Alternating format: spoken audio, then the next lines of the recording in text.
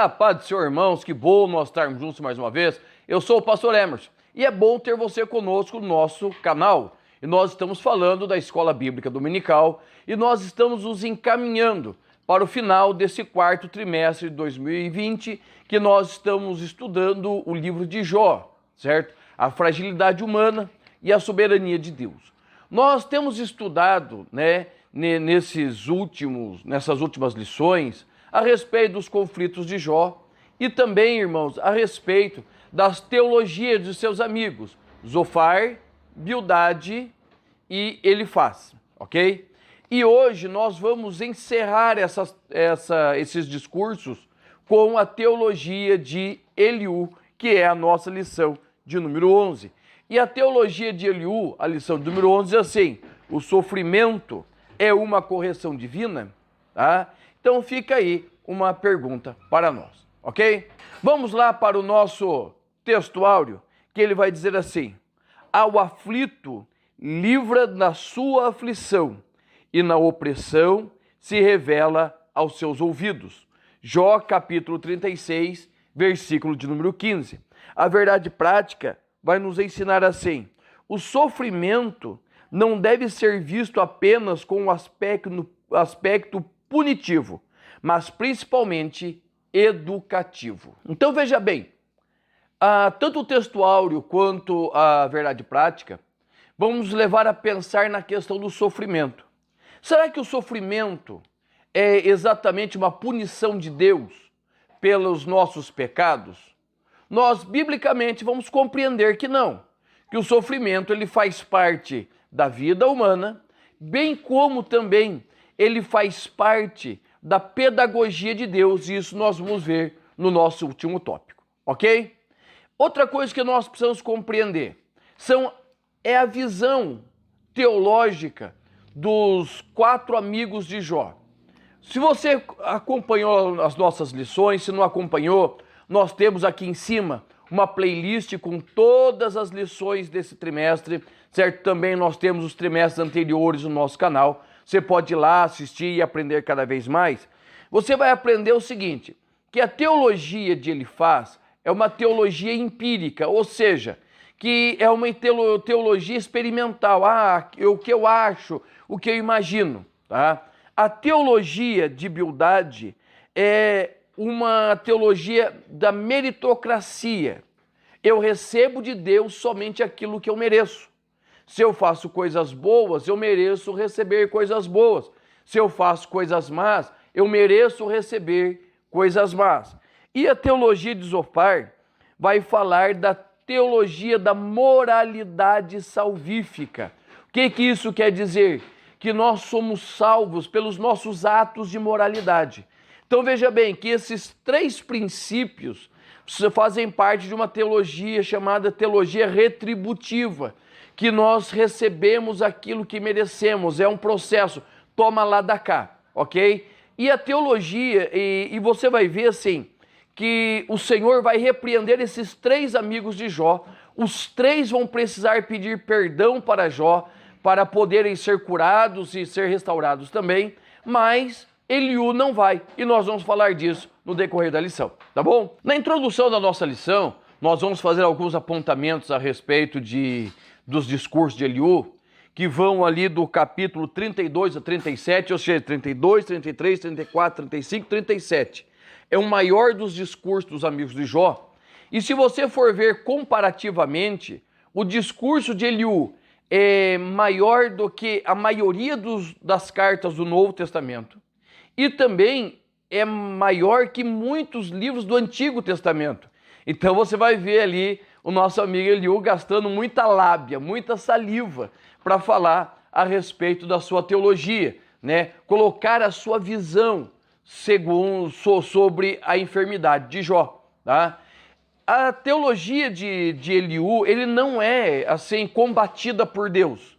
Nem por isso nós podemos tomá-la por 100% correta. Mas ele vai dizer coisas que são bem interessantes. O pastor José Gonçalves, que é o nosso comentarista, vai dizer assim na introdução: assim mostraremos que Eliú revela um Deus soberano que age segundo o seu conselho e não está obrigado a dar resposta ao homem, além de não haver qualquer injustiça em suas ações, pois, segundo o jovem amigo de Jó, o sofrimento é uma ação pedagógica de Deus para corrigir o homem, né? Então, a ideia de Eliú, do seu modo geral, não está errada, porque tudo que Eliú vai falar, em grande parte é verdade. Aonde está o erro? O mesmo erro dos amigos de Jó, achar que só porque Jó estava sofrendo, havia pecado sobre a sua vida. Esse é o ponto que Eliú vai errar. Mas nós temos coisas mais interessantes ainda que nós iremos estudar na nossa lição, ok? No tópico de número 1, nós vamos aprender um negócio bem interessante a respeito do anjo do Senhor e da revelação de Deus. O primeiro tópico da nossa lição vai dizer assim: o sofrimento como uma forma de revelar Deus, ok? O que nós vamos compreender? No capítulo 31, ali no versículo 40, nós vamos ver que acabam-se as palavras de Jó. No versículo 32, versículo 1, nós vamos ver que os amigos de Jó se calam. Ou seja, é a partir deste silêncio, destas refutações, réplica, tréplica, que nós vamos ver Eliú com uma forma de sabedoria, mesmo sendo um mais novo de idade, a genealogia dele vai fazer questão de frisar isso, né? Que ele é mais novo, nenhum dos outros amigos de Jó precisou de genealogia, porque com certeza eles já eram afamados, sábios da sua época. Então nós vamos ver que Eliú vai precisar de uma genealogia para comprovar a sua história e poder puxar a sabedoria dos seus ancestrais. E ele vai defender a ideia de um Deus soberano, tá? Todos os amigos de Jó, os outros 3 anteriores, eles não vão se referir a Deus nem como Criador, nem como Pai. Eliú, ele já vai trazer a essência do Deus que está perto. Na teologia dos outros amigos, Deus criou tudo e abandonou tudo à sua boa sorte. Já o nosso amigo Eliú vai dizer diferente, que Deus ele é criador de todas as coisas, ou seja, tudo partiu dele, e ele vai dizer assim, Pai meu, ou seja, essa proximidade, essa relação de comunhão entre Eliú e Deus, ou seja, é por isso que Deus não vai repreendê-lo, porque a sua teologia não é uma teologia empírica, não é uma teologia de moralismo, não é uma teologia de meritocracia, é uma teologia de reverência, de temor a Deus, temor nos seus atos e nas suas palavras, tá? Então, Eliú vai poder, devido ao seu relacionamento com Deus, falar desse Deus que ele é soberano.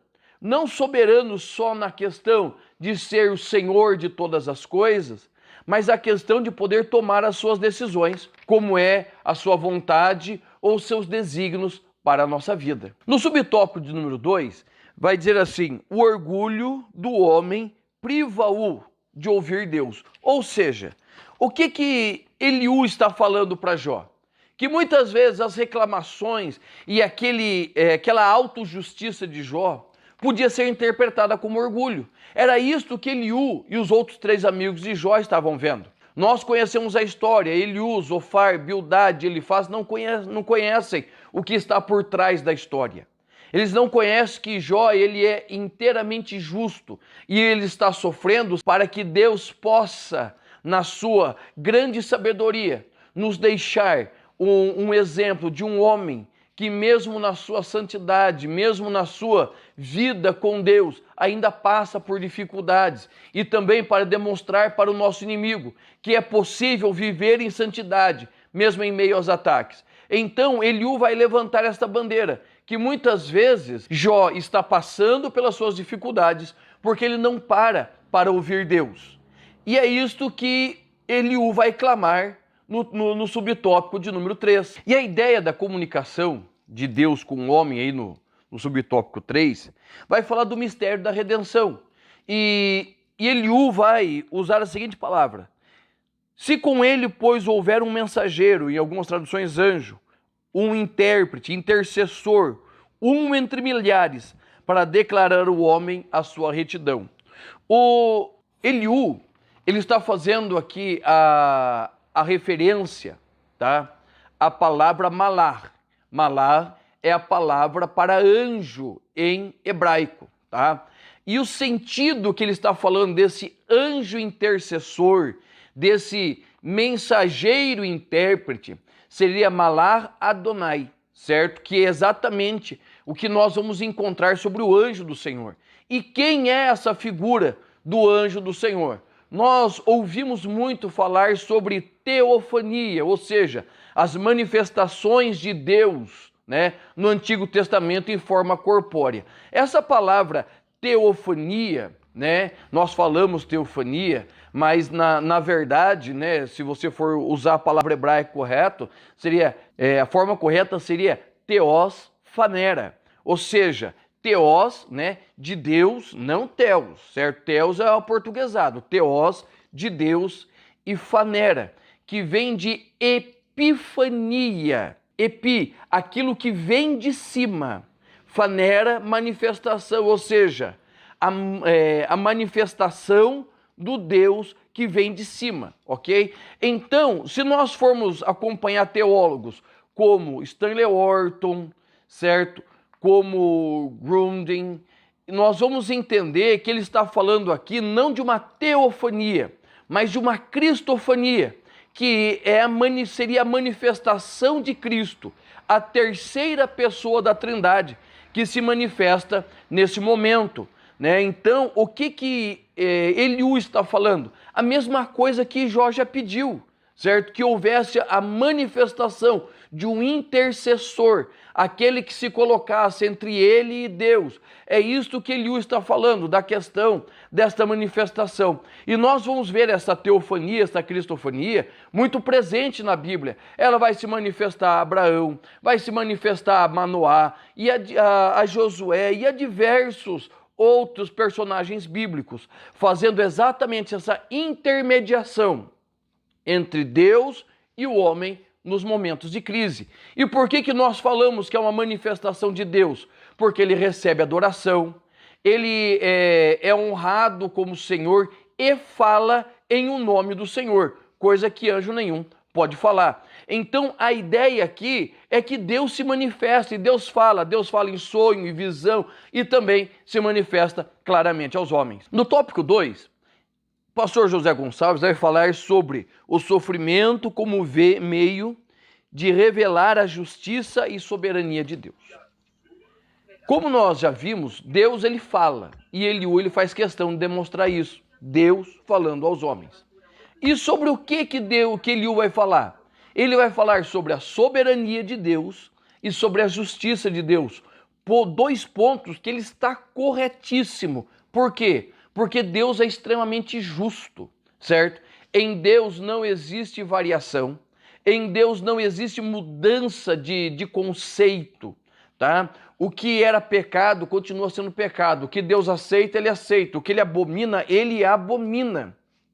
Então Deus é justo. Deus ele não leva em conta o nosso tempo de ignorância, mas também ele vai dizer que a alma que pecar, esta morrerá. E o pai não leva a iniquidade do filho, o filho não leva a iniquidade do pai, ou seja, a justiça de Deus se revela exatamente nisso, em que nós somos responsáveis pelos nossos atos. E Deus é tão justo, que ele faz que o sol se levante para bons e para maus, para justos e para injustos. A mesma chuva que cai na casa do crente, cai na casa do ímpio, que abençoa a lavoura do crente, abençoa a lavoura do ímpio. E por que isso é justiça? Porque o Senhor ele não é injusto quanto ao trabalho, né? Da mesma forma que cada um leva sobre si a sua carga espiritual, também sobre si tem a nossa carga material. E o Senhor olha a justiça dos homens. Isso não garante salvação, mas o Senhor olha a justiça dos homens. E aonde está a sua soberania? A sua soberania está demonstrada exatamente na questão das suas escolhas, né? O salmista vai dizer, escolhi Davi. Pronto. Tinha 8 irmãos, né? Tinha 7 lá, mais Davi. Dos 7, nenhum serviu para Deus, porque Deus escolheu Davi. E por que Deus escolheu Abraão? Pare e pense comigo. Qual foi os critérios de Deus? Quando nós olhamos para Abraão, Abraão é um improvável, certo? Abraão é um improvável. Um homem que teve inúmeras falhas de caráter, mas Deus olhou para Abraão. Da mesma forma que Jesus olhou para os 12 apóstolos, depois olhou para Paulo, todos com as suas dificuldades, mas o Senhor, ele é especialista em trabalhar nessas situações.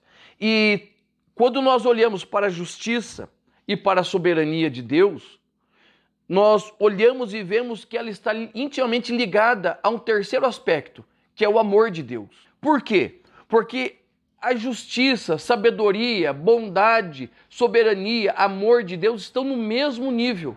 Não existe um atributo de Deus que seja maior do que o outro. Quer ver um texto?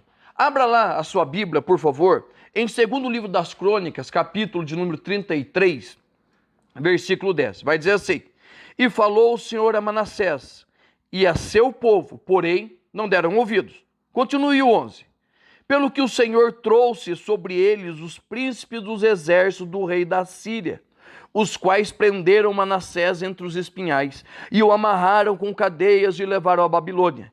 E ele, angustiado, orou deveras ao Senhor seu Deus, e humilhou-se muito perante o Deus de seus pais, e lhe fez oração, e Deus aplacou para com ele a sua ira, e ouviu a sua súplica, e o tornou a trazer a Jerusalém ao seu reino. Então reconheceu Manassés que o Senhor é Deus. Como que fica a teologia de Elifaz, Bildade, Zofar e Eliú diante dessa questão de Manassés? Manassés foi filho de Ezequias, um bom rei, então ele não podia dizer, não, meu pai foi mau, continuei sendo mau. Mas ele se afastou de Deus, e esse afastamento de Deus trouxe sobre ele a justiça de Deus. E quando a justiça de Deus veio sobre ele, veio também o castigo, veio o sofrimento. Tá? E o sofrimento para Manassés teve um cunho pedagógico muito grande. Por quê? Nós vamos ver que ele mudou o seu reinado, mudou a sua vida. Ele teve o quê? Uma conversão ao Senhor. Então, irmãos, é isso que nós precisamos notar. E lá no finalzinho do subtópico 3, o pastor José Gonçalves vai dizer assim: todavia, é preciso destacar duas coisas sobre a fala de Eliú. Primeiramente, ele, assim como seus amigos, erra por partir do princípio que Jó havia cometido pecado. Em segundo lugar, Eliú exalta apenas a justiça de Deus e nada diz a respeito da sua misericórdia. Para ele, o Altíssimo havia posto sua justiça e soberania acima do seu amor, o que é um graso erro. Tá? Deus, sem dúvida alguma, é justo, mas grandemente amoroso e misericordioso.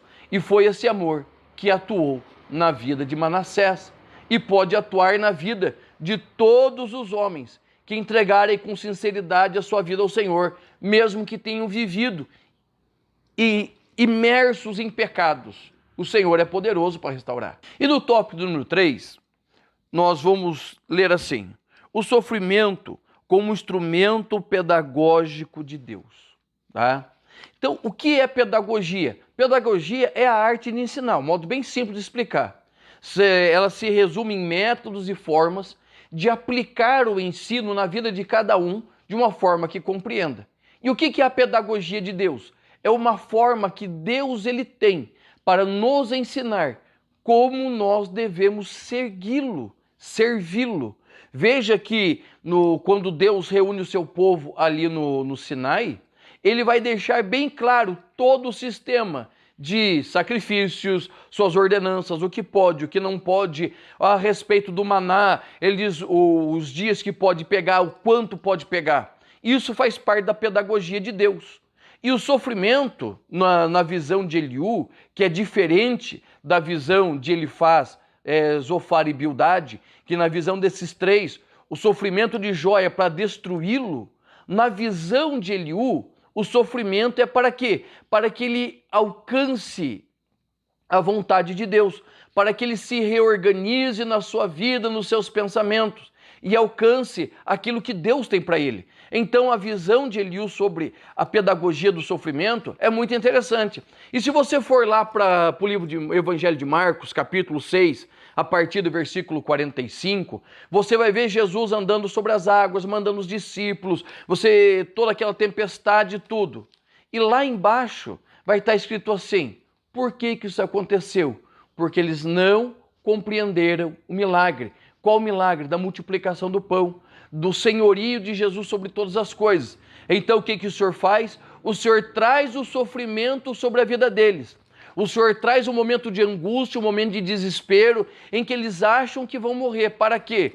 Para que eles reconheçam o Senhor como sendo maior na sua vida, como sendo Senhor soberano sobre a sua vida. Tá? Então, a ideia da teologia do sofrimento para Eliú é exatamente isso. É um cunho pedagógico de Deus. E ele não está errado. Ele só comete o erro de dizer que Jó está sofrendo porque pecou. E nós sabemos que nem sempre nós sofremos porque pecamos. Algumas vezes o Senhor quer nos livrar de pecar, outras vezes o Senhor quer nos tirar do pecado, mas em determinados momentos Ele traz o sofrimento sobre as nossas vidas simplesmente para que nós possamos aprender a adorá-lo da maneira correta.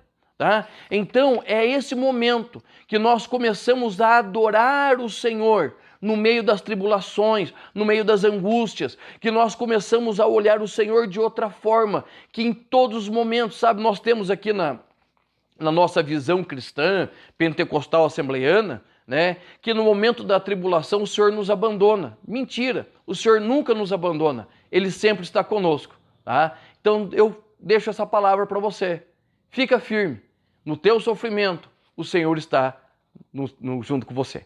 Amém? Deus te abençoe, em nome de Jesus.